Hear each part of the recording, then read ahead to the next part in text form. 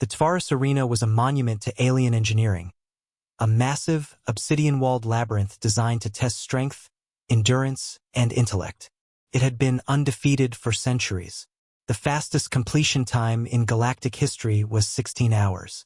Most competitors simply collapsed long before the end. On the day of the Grand Challenge, representatives from over 100 species filled the viewing stands. The Tvaris announcer's voice echoed through the arena's translator systems. Competitors! This course was designed to break your body, test your mind, and shatter your spirit. Only the strongest shall finish, if any finish at all. At the far end, a small figure stepped forward. Human, the alien audience murmured. Humans had only been part of the Galactic Alliance for a decade.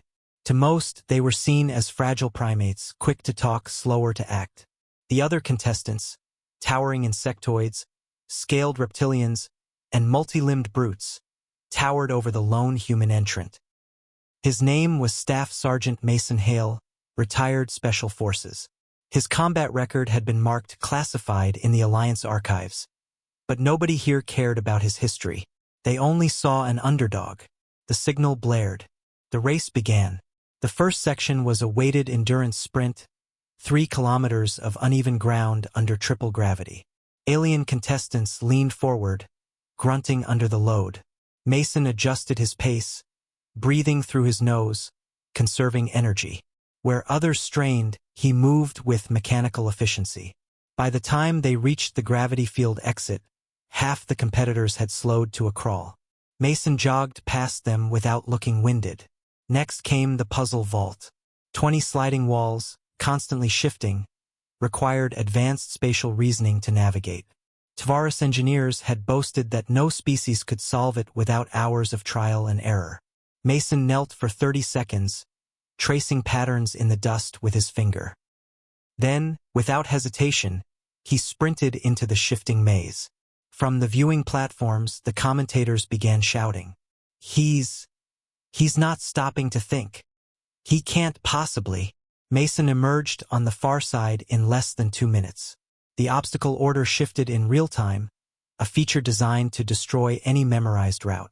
Mason didn't just adapt, he seemed to anticipate the changes before they happened. In reality, he'd seen the principles before: military kill houses, urban breach drills, and the kind of adaptive thinking you learned when mistakes meant death.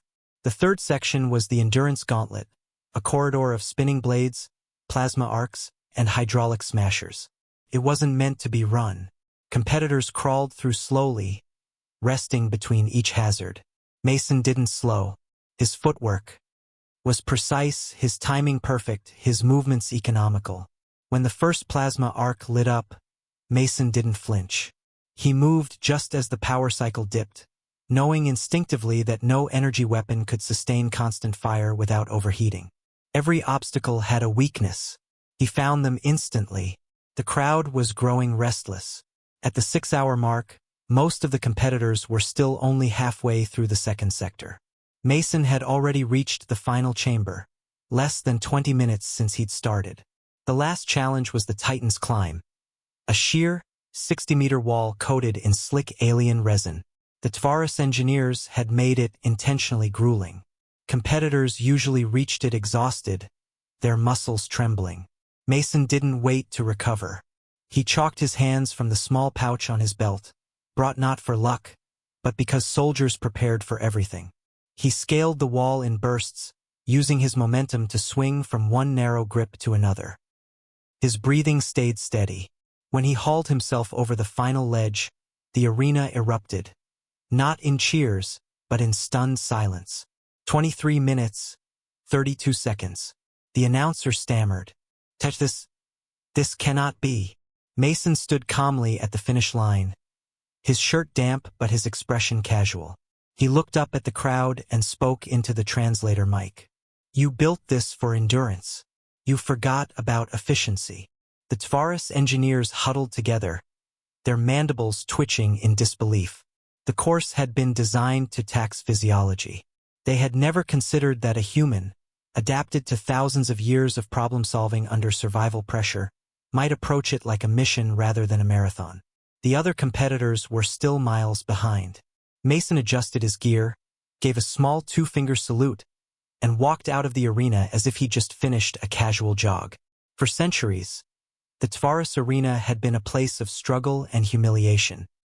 After that day, it became something else entirely, a place where everyone whispered the same thing. Humans are terrifying.